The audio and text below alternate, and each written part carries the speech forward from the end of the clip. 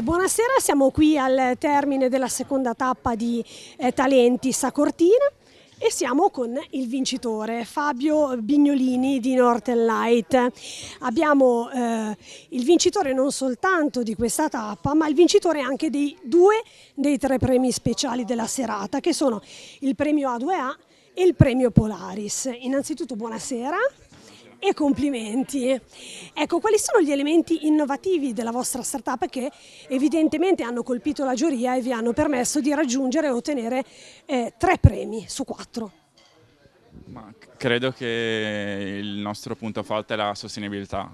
Il nostro progetto è incentrato sulla sostenibilità e sul risolvere un problema molto importante che è quello del fine vita della vetroresina, e credo che questo è stato, diciamo, la chiave di volta per convincere la giuria.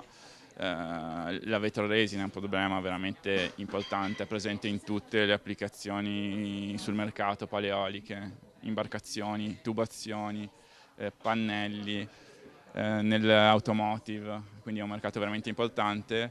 Probabilmente A2A, che ha una sensibilità molto importante su questi temi, lavora nell'eolico, ha capito, diciamo, la problematica. Certo.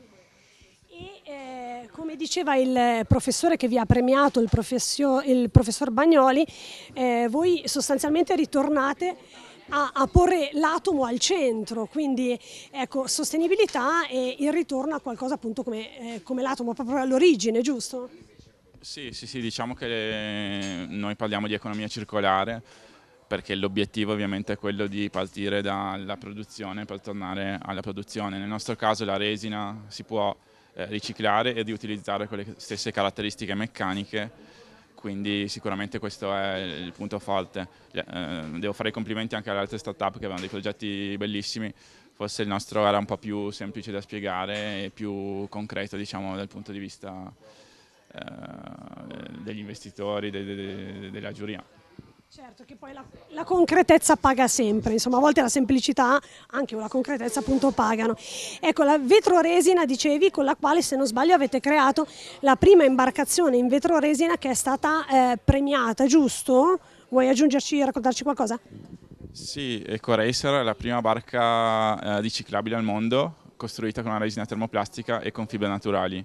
L'abbiamo costruita in 2 anni, l'abbiamo portata in regata e ha vinto il campionato italiano mini altura nel 2022 sul lago di Garda.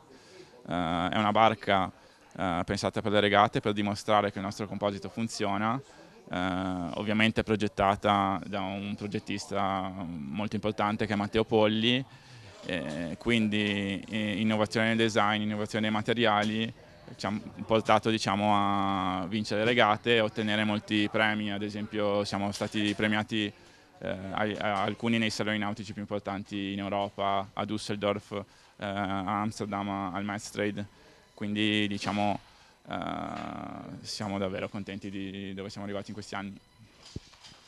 Ultimissima domanda, parlavi durante il tuo pitch anche di pale eoliche, giusto? Vuoi raccontarci qualcosa in più?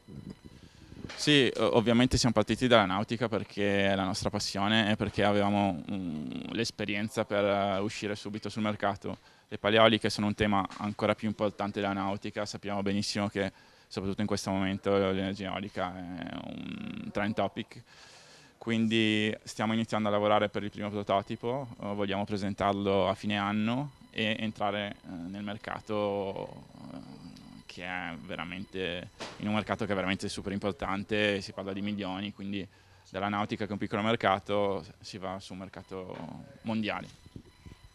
Grazie, ancora complimenti, in bocca al lupo per tutto.